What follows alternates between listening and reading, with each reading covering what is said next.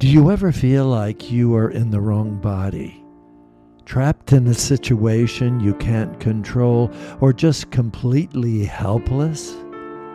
Maybe you're staring down a challenge that feels too big, or you don't know where to turn for help. Well, I'm here to tell you you're not alone. Today's episode of the Powerless Furnace podcast is here to remind you that even in the most hopeless moments, there is a power greater than anything you are facing.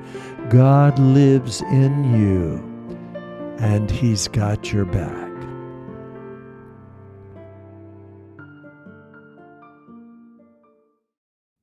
Hello, everybody. Welcome to the Powerless Furnace podcast.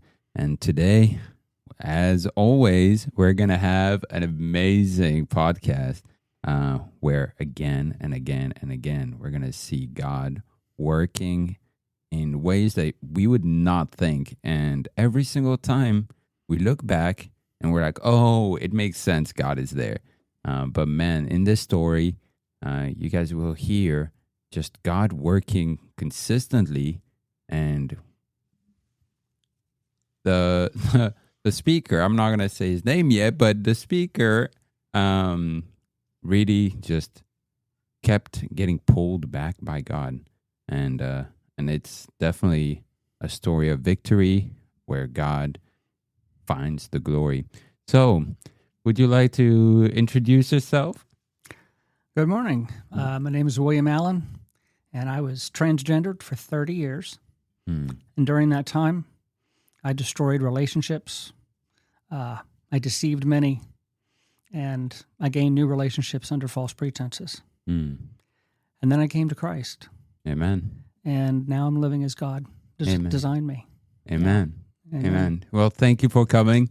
We're so very excited. Pleasure to be here. Yeah, so very excited. Hey, Mark, how are you? Fantastic. We always meet with our guests before we do the podcast. And I was so encouraged hearing William's story. Each of these stories has its own amazement, kind of. But the point is, it doesn't matter what road you've been down. God will enter in. He's never wringing his hands. He handles it with those that are his children. Yeah. I mean, the consistent thing in each testimony, it's always God. God is always there. God is always there, opening his arms, and a significant thing in a lot of testimony is us running away from him. And that happens over and over. We run away, and here we come back, and he's there with his arms wide open. So yeah, we're so very excited. We're going to mention it at the end, but if you feel connected to William's story, or if you have any question, don't forget, do reach out. You're not alone. Do reach out. And our contact number is 813-413-4569. Let me do that again. 813-413-4569. Yes. All right. Well, I'm going to pass it on to you, William. Share how God found the glory in your life. Well, that actually starts just recently. And like I said before, I was living in unrepentant sin and living as a woman, successfully, mind you. I had settled into a very comfortable life and a career, living as a woman, and nobody knew except my family and people that I told. And I had recently moved back here to Clearwater, Florida, and kind of semi-retired. And my neighbor, who became my best friend, she didn't know about my past either. And the way it started was family took me to a church I had never attended before. And I'd been going to church all my life. And but for the first time, I heard the true biblical gospel. I had never heard a pastor talking about God's wrath, Mm-hmm. sin, hell, repentance. In fact, I didn't even know what repentance meant. Hmm. And, here I was. Like I said, I've been going to church all my life and considered myself a Christian. Mm. But he was saying things that I didn't necessarily want to hear at the time. Mm-hmm. And that started me on a journey. Somehow that drew me in. Mm-hmm. And even though it wasn't what I wanted to hear, somehow that lent it, what he was saying, it lent it more credibility. Mm-hmm. And that's what intrigued me. Mm. And I was drawn in and I started studying. And for the first time, I'm reading the Bible and it's making sense. Mm. I had tried to read the Bible many times before, Mm-hmm. and it was just gibberish. Mm. Sometimes I thought, okay, New Year, I'm gonna do the Bible in a year. There's all Yeah. sorts of programs, and I started that. Man, it was just gibberish, Huh. and I gave up quickly. Uh-huh. But now, man, I'm reading the Bible, and I just can't get enough of it. And but the story goes on from there. But we probably want to go back to the beginning. I Yeah, think. let's start. So what was the first inkling of anything? How early did it Early. start? As far back as I can remember. Everybody has something they remember way back when, Mhm. some event or something on TV or, a grandfather bouncing on his knee or something. For Mhm. me, it was always wishing I had been born a girl. I don't know why. What age? 4, 5. 4. Yeah. Wow. And I remember crying myself to sleep many a night, praying that God would change me into a girl.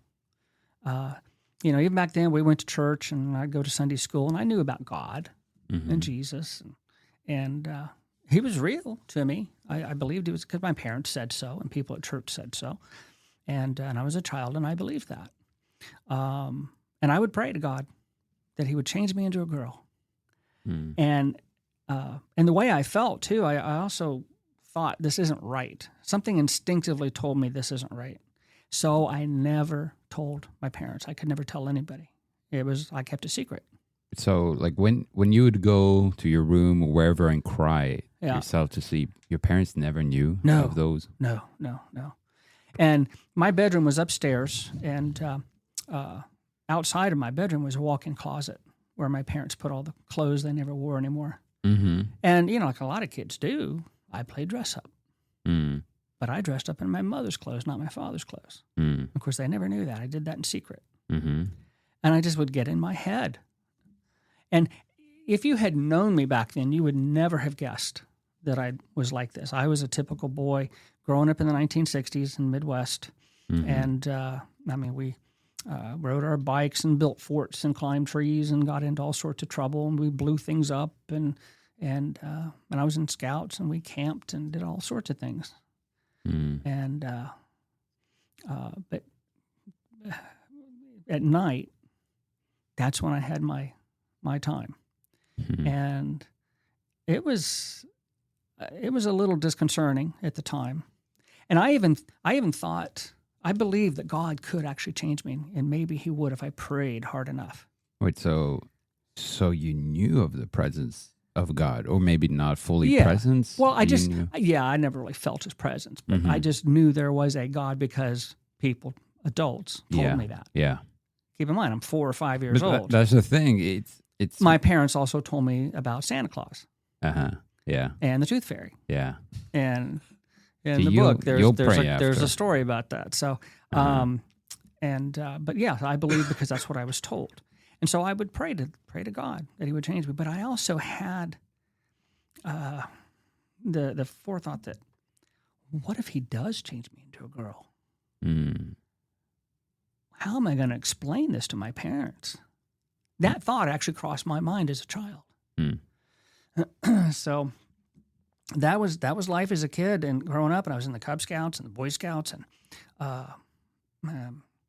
my parents were they were good parents. My mother was very loving, and she'd read to me and she'd teach me things. And she was a den mother in my Cub Scout pack, and my father was involved in the Boy Scouts, and I was a Boy Scout, and we went camping. He exposed me to a lot of things, sports and science and music and electronics and all sorts of things. And, my father and I, we'd go have a catch in the field across the street. And I can't point to anything that would have contributed to this or would have caused this desire, this compulsion in me. And I come from a large family. Even though I'm an only child, my dad, he was one of 9. So I have a lot of aunts and uncles. And I have 24 first cousins just on that one side of the family. And a lot of the family lived in the same town, and some of us lived in the same neighborhood up on the hill. My grandparents are only 3 houses away, and an aunt and uncle was across the street. And so, I had cousins all over the place. And so none of them knew. And I can't point to any, there was no abuse, no trauma or anything that I can point to. What about when you were like through middle school, elementary, or maybe not elementary, but middle school? Was there any relationship like where you were trying to hide from friends, like guys that may have noticed, or people would never notice? Yeah, anything? they didn't. There was nothing to notice. I mean, I wasn't effeminate or anything. Yeah. And like I said, I hid it in the fact that I only would get in my head and dress up, in the privacy of my own home. Like I said, I'm an only child, so I didn't have any other siblings around the house. My parents rarely came upstairs. So it was kind of easy to do that. It wasn't difficult to keep it a secret. It was just a matter of simply not telling anybody. And so life went on, I got into middle school and high school, and by high school we had relocated from Ohio down here to Florida, and puberty hit, and that was kind of tough because I would, like I said, I would play dress up, and I'd look at myself in the mirror, and I liked what I saw, and that was the life that I wanted. I wanted to be a girl. I wanted to be raised as a girl, and I wanted all those rites of passage of girlhood and all that. And when puberty hit, things started to happen. I'm growing hair in my legs, and they didn't look so good anymore, and my voice went down, and a lot of changes were happening. Kind of ruined the image that I saw in the mirror when I dressed up. And but also, I liked girls. I was attracted to girls, and that was something else I couldn't reconcile. I like girl. I want to date girls, but yet I want to be a girl. How does a kid process something like that? It just wasn't making any sense. And I kept wondering, is there anybody else that feels the same way? But I didn't dare tell anybody because there was kind of a shame to it, So got through high school and went off to college, and I went back to Ohio University, and I was studying computer science, and while I was there, I started taking some psychology courses, primarily just to see if I could figure out why I am the way I am.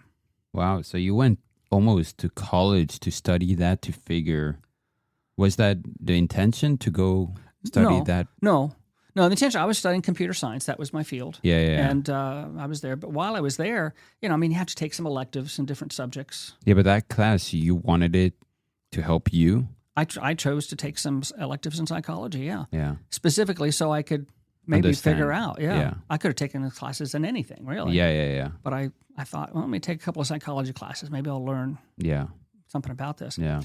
And, in one class called Abnormal Psychology, in the textbook, in one chapter, in one paragraph, it mentioned the 2 words transsexual and transvestite. And that's it. So that's all I could find. And I kept taking psychology classes to the point where I could have double majored.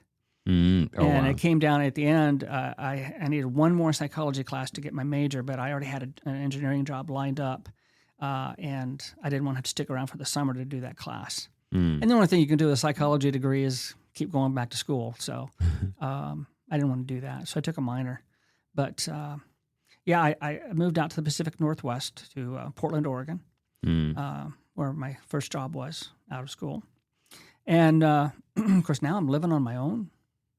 I have my own place, and I have freedom. I don't have to restrict my home activities to just my bedroom, and I don't have to lock the door or anything. Mm-hmm. And while I was there, I saw a notice someplace. Honestly, it might have been on a telephone pole. You know how they post notices on, but about a support group in downtown Portland for transgenders or transsexuals and transvestites. And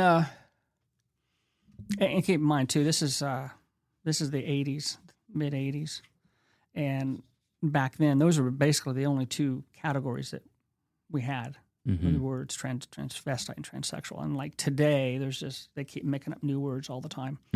And so I took the little phone number and called him and got the address, and I couldn't wait to go to that meeting. And I showed up, and there's other people there like me. Finally, I could talk to somebody about it for the first time in my life. I didn't even know that was a thing. And there's a lot of the guys, the men, mostly men, were dressed as women. And they looked like men dressed as women. They looked silly, ridiculous. Even to you at the time? Oh, yeah, absolutely. Yeah. But there were a couple of people that I noticed, and honestly, I wasn't sure. Because some of the men had a partner with them, or a significant other, or somebody that was there in support of them. I guess what we would call an ally today. And I wasn't sure who these women were. And over the period of a couple 2 or 3 weeks, I come to find out that they were men in transition. One of them was in the middle of it, and another one had already gone through it. And I couldn't tell. And even their voice, they had changed their voice, and I talked to them, and they said, they went to a voice coach, were able to modify their voice. They sounded like a woman. And I thought, wow, this is a thing. And so, all these ideas are going through my head. This is no longer like just an imagination. It can become reality. Yeah. And so I started to fantasize that maybe I could do something like this. It wasn't real serious at first. I mean, I'm thinking, no, I would never do something like that, would I? How would my family take this? They would never go along with it. But this kind of over a period of a couple of years, I just kept learning more and more.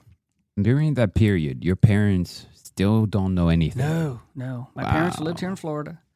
I was living in Oregon. Yeah.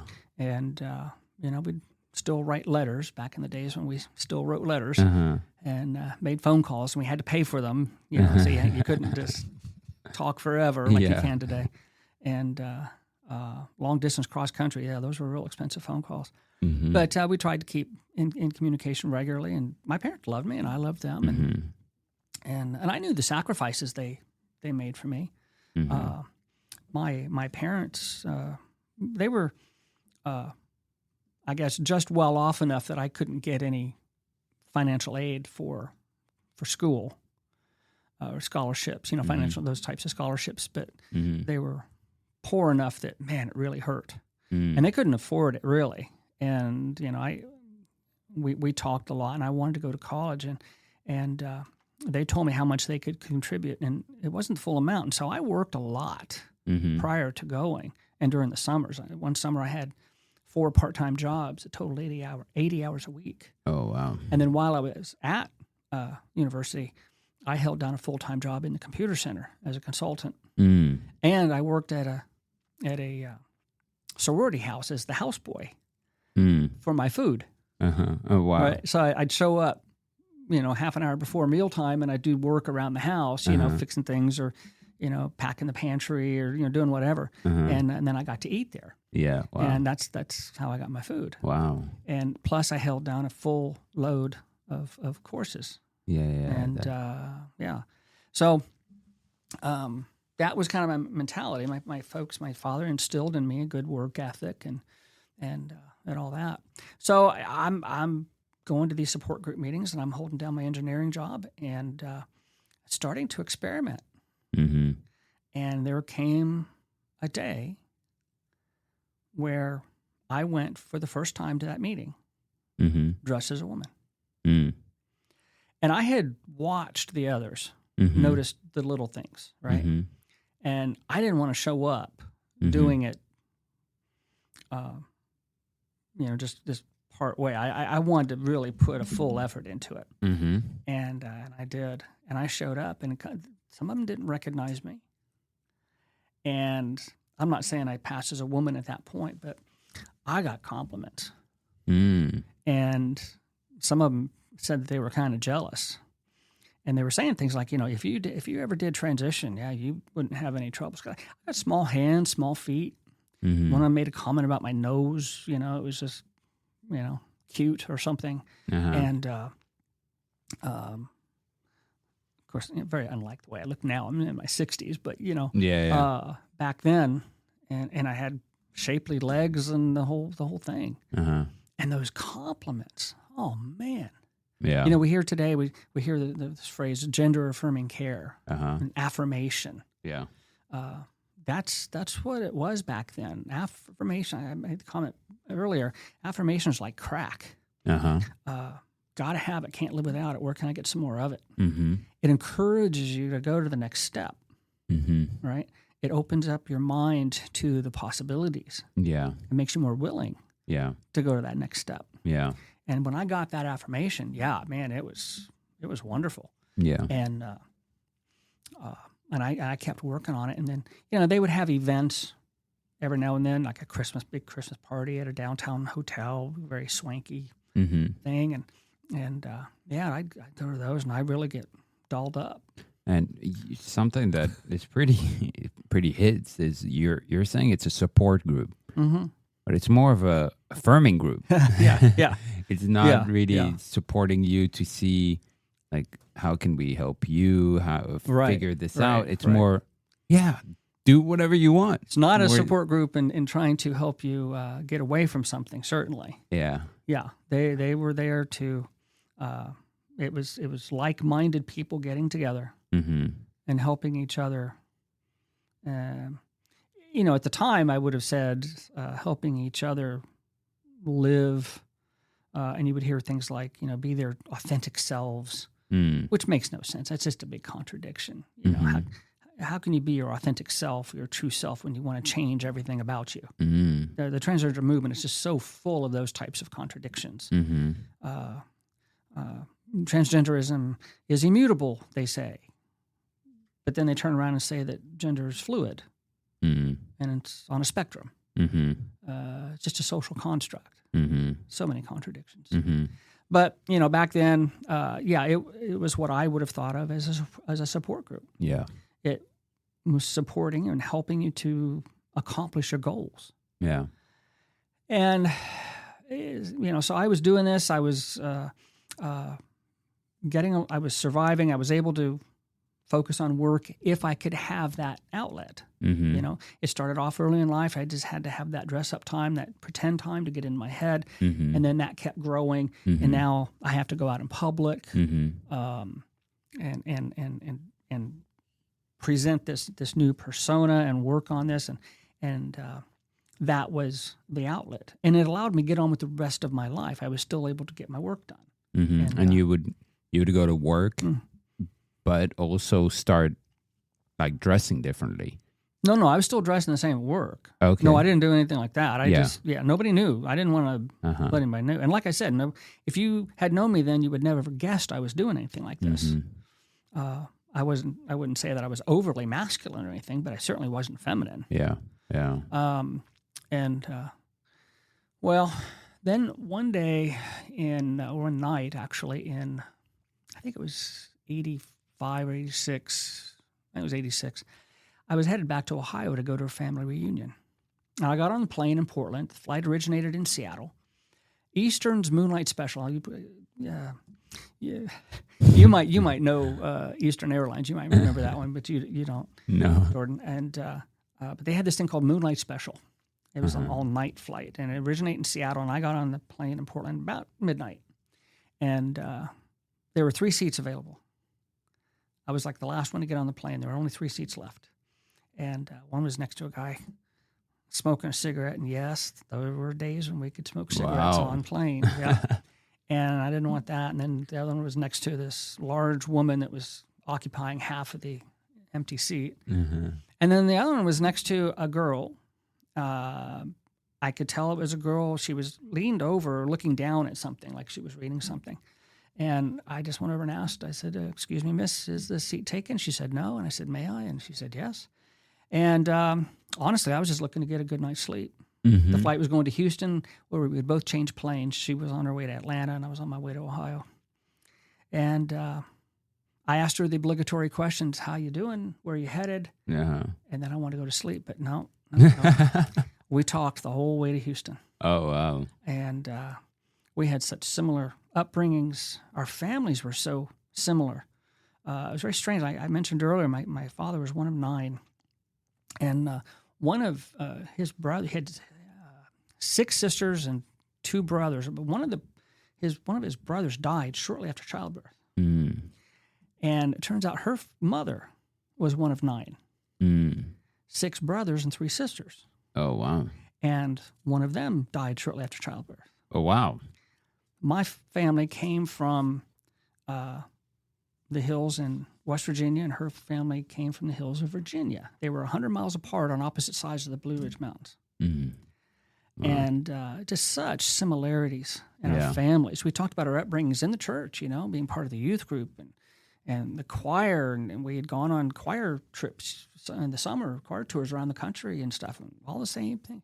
And I got to tell you, at the end of the flight, it was like we had known each other all my life. Mm. And Excuse me. Yeah, So, yeah. for clarity, Yeah. you were dressed as a woman no, at this no, point? no, no. I'm still you William. hadn't started No, yet. no. I'm still William. In Okay. public, I'm still living my life as William. Yeah, Okay. yeah. Yeah. And so she met William, and I met her, and yeah. So you became friends. Great. So can we? Well, it was more than friends. Yeah, we exchanged our contact info, and when we got back home, we started dating. That's the way you met your wife? Yes. I'm beginning to Right. understand. So Yeah. Go for it. when I had Yeah. gotten to Ohio, everybody asked, hey, how you doing? How was the flight? And I said, oh yeah, flight was good. I just met the girl I'm going to marry, and they all laughed at me, and I told the story, Mm-hmm. and I said, yeah, she'll be here next year as my wife. Now I can't say that I fell in love with her that night, but I just knew that was a girl I was going to marry. Interesting. And I came to find out later that she had told her family that she had just met the guy she was going to marry. So we both get home, Interesting. and she's in Seattle, I'm in Portland, and so we talk on the phone, and we made arrangements, and I went up to Seattle on the weekend, and she was finishing up school and living with her parents still. She was studying music. And so I met her at her folks' house and met her folks on our first date, which was kind of weird. But I really liked them, and they took a liking to me, and we spent the day together. And it was a long drive, 4 hours up and 4 hours back. And we did that for a few weekends. And then her parents said, why don't you just come on up for the weekend, stay, and you can stay in the spare bedroom. And so that's what I started doing. And so I'd come up on a Friday after work, and then go back Sunday evening. And they had me stay in their guest bedroom. And the first time, this is in the book, the first night that happened, I'm kind of going to bed. I'm in bed, and she and her mom come in to the room, and her mom sits on the edge of the bed. And she tells me a story about how back in the old days, in a situation like this, when there was a male suitor staying, that the mother would sew the suitor into the covers and put the covers up over you, and then she would get out her needle and thread and stuff and sew him into the covers, so he couldn't get out. Whoa. Yeah. This is Okay. something that apparently they did. I don't know. All right. And she looked at me and says, "Now, do I need to do that?" And I, no, ma'am, no, ma'am, no, ma'am. And so I just thought that was kind of funny. But so yeah, I would go up for the weekends, and then eventually it got to be the goodbyes got to be more painful than the joy of the hellos, And so I left my job in Portland, and I moved to Seattle and found another job. And I got to say, when we first started dating, all these, my little extracurricular activity, all that compulsion, those desires, they all went away. Oh, they did. They were gone. And, throughout the years, I had this thing, and I would pray that God would take this off of me. Mm-hmm. And there were key times, man, I got out of school and I'm going off to college now, and I would sit down and pray and, Lord, I'm going to need you now because I'm going off on my own. This is kind of a big thing, and I'd pray. And there were other times maybe I came up to the altar, during an altar call and said a prayer and asked Jesus into my heart, Listen, I was saved 4 or 5 times during my life. And you guys all know that's not quite how it works. Yeah. Probably not uncommon. Yeah. But interesting. Yeah. But see, I thought I was a Christian. I thought God had healed me. And once I moved up to Seattle, I found a new engineering job. And then I proposed. And we were married a few months later. And sure enough, she came with me to our family reunion in Ohio that very next summer. Just like I said would happen. Mm-hmm. And my family was just amazing. They all fell in love with her too. She was a Christian girl. Mm-hmm. And it was a storybook really. Mm-hmm. And she was a real girly girl, and she wanted to be a mom. She wanted to be a homemaker. Mm-hmm. And she cooked amazingly, and just, she, anytime we would go out to an event or anything, she always made sure we looked good together. Mm-hmm. She would coordinate our clothing. All right. To make sure and she always wanted to compliment me, Mm-hmm. She wanted to make me look good, especially if it was at a work function or something. Mm-hmm. This was more than any man could have asked for. Yeah. Question. Yes, I think of a question. So you're married now.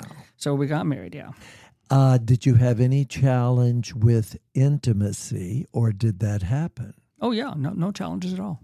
Yeah. What? So you're married. Does she know anything? No. Nothing. No. So you're still like anything that happened in the past or that things in the mind, you did not want to share any of that. No. I'm thinking I'm healed now, so why even bother? Yeah. So the marriage progressed, and marriage progressed, and we bought a house out in the woods on a lake, little house, a little Cape Cod style house, and it was kind of a fixer upper. And our sole source of heat was a wood stove. It was like one of those things, kind of out in the country. And I chopped wood, and it was an interesting life. It was a neat life. Mm-hmm. Yeah, I really enjoyed it. She did too. At one point, did you decide you loved her? Oh, yeah. Well, that's why I married her. We did fall in love, yes. Okay. Almost right after we started dating. Cool. Mm. And we talked about growing old together, and we just, we both, there came a time, I think it was my birthday, and I was going to tell her for the first time that I loved her. This is back when we were dating. And I sat her down, and I'm kind of having a hard time, getting this out, and kind of fumbling my words. And finally I just told her, I said, listen, I have fallen madly in love with you. And she just smiled at me, and then she just kind of looked down, and she took out a package a small package and shoved it. It was a birthday present. It was wrapped in paper and just handed it to me. And she didn't say anything. And I'm thinking, whoa, wait, what? Have I totally misread this thing? I mean, I have fallen in love with this woman, and she acted like I never said anything. And I thought, I've made a horrible mistake here. She kept shoving this package at me. But she didn't respond. She didn't say anything. Isn't that interesting? So I took the package, and I'm feeling kind of dejected. And I said, well, okay. So I opened up the package, and it was something that was framed. It was just small, but it was an embroidery, right? She did embroidery, for crying out. She did all these crafty things, and it was just beautiful.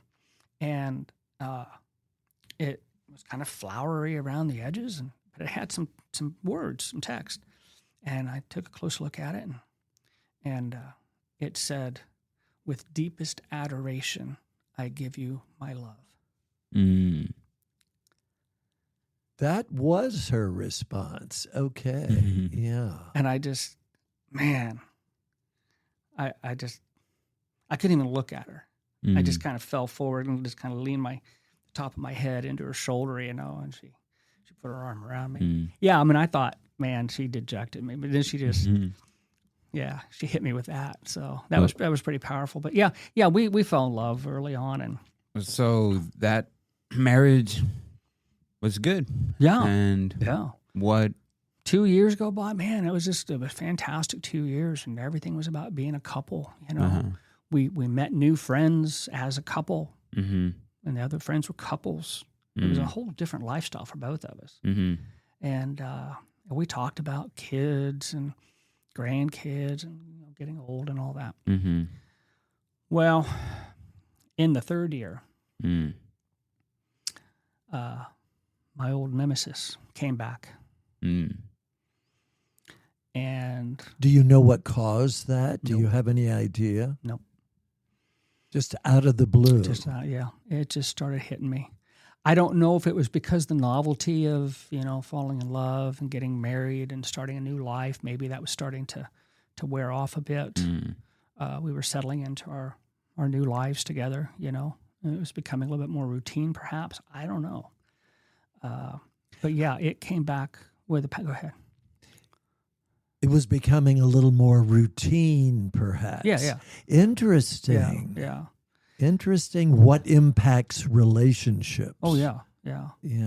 So it came back with a vengeance. I mean, it was like it was another entity saying, "You've ignored me long enough." Any glitches between you and she? I mean, was there a fight? I mean, you had a perfect 2 years. Was there? No, it wasn't perfect. And you've heard of you remember Dr. James Dobson? Oh yeah. And folks on the family. He had a list way back when. I think it was the top 12 marriage killers. Things like don't buy a house in the first 2 years. We did. Don't live near your parents or your in-laws the first 2 years. And before we bought the house, this was kind of I had to move out of my apartment. She had moved in with me, but I had to move out because they were selling that. And we actually moved in with her parents for about two or 3 months, while we were looking for a house. And so, don't live near your in-laws. And we moved in with them. Don't start a business with them the first 2 years. Well, we did that too. And just a lot of these little things, And if you do buy a house, don't get a fixer-upper. We did. So, the house was always in some sort of a state of disrepair. And we did all that. But I don't know that really contributed to the demise of the marriage. But man, this other thing sure did. So you told her your issue at some point then? Yeah, it just finally became so unbearable. It just took over, and I couldn't hide it anymore. I had to tell her. She knew something was up. She could tell.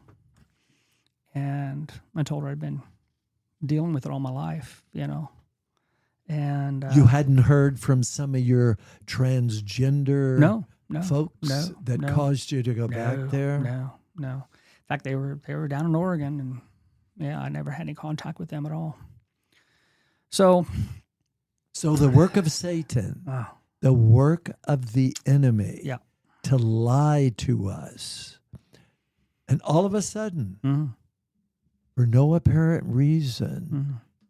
your mindset shifts and goes back to the Yep. challenge Yep. you were sensing. So it just became so strong, Yeah. and I we wound up in divorce. She wanted a divorce. So you told her, what was her reaction? Shock. She was just completely stunned, Yeah. and it was not something she could tolerate or live with. Mm-hmm. She wanted a man. Yes. She chose me to be the father of her children, Yes. and this is not what she signed up for. Mm-hmm. Yeah. And in one respect, I guess I'm glad this happened early, before we had kids and had, built a whole big life together that would have come crashing down, because this would have happened eventually. Mm-hmm. And so sad but true. Yeah. The marriage ends. Yeah. And then she moves out back to her parents' house, and she was going to get the house in the divorce, which was fine. I had a much better earning potential, and that was good. I wanted her to have that, but I needed to finish the house too. I was still working on it a little bit, and so I'd be going to work, and in the evenings I would work on the house, and depression set in, and there was a period of 5 nights in a row that I sat in the spare bedroom with a gun pointed to my head. I pointed it on the sides. I stuck it in my mouth, pointed up, pointed down. I put it under my chin. I tried all sorts of different angles, and I'm trying to figure out what's going to make the least amount of mess. And for most of those nights, I eventually put the gun down and went to bed. And on the 5th night, I mustered up the gumption or whatever, and I pulled that trigger. But nothing happened. And I describe this in the book, and it's a little bit more detail.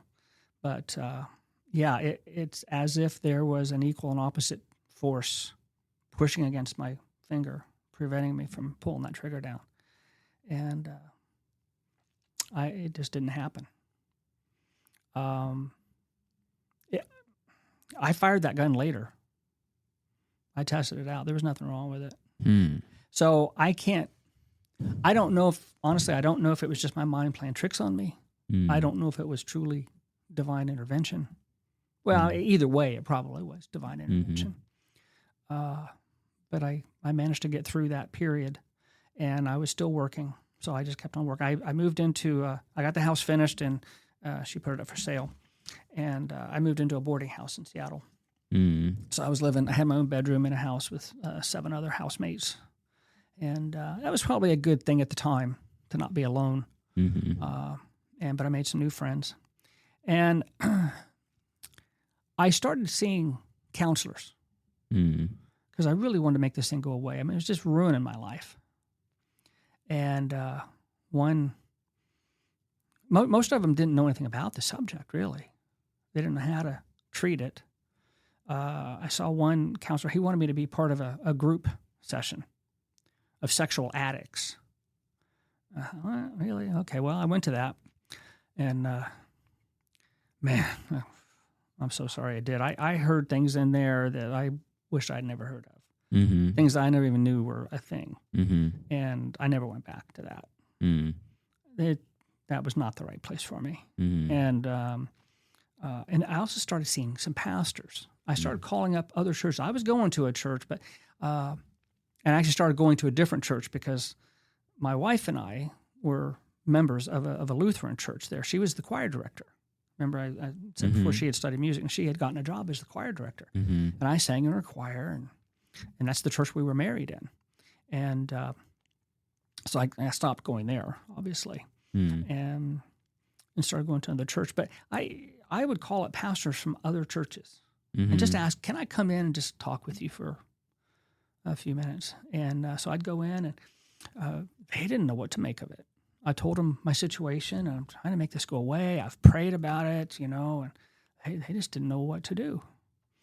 And one pastor, I told him, I says, I still pray for a miracle, that God would just take this all off of me. Mm-hmm. And I told him about the support group meetings and stuff, and that I had been going to, and told him that people transition, they do this thing.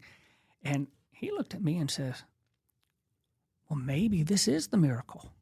Mm. I said, what? Yeah, that look, right? Yeah. That's the look I had. This is a pastor. That was a pastor. I couldn't tell you what denomination it is. I can't remember. But I thought I was a Christian all my life still. Mm. Obviously, I wasn't. But I knew some stuff. I didn't know a lot, but I knew enough to simply get up and walk out. And I did. Because that guy... Thank you.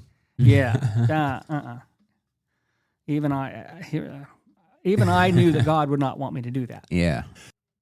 Hey, listeners, that's all we have for today. If you want to listen to more of it, stay tuned. Podcast comes out every Tuesday at 9 a.m. So stay tuned for the rest.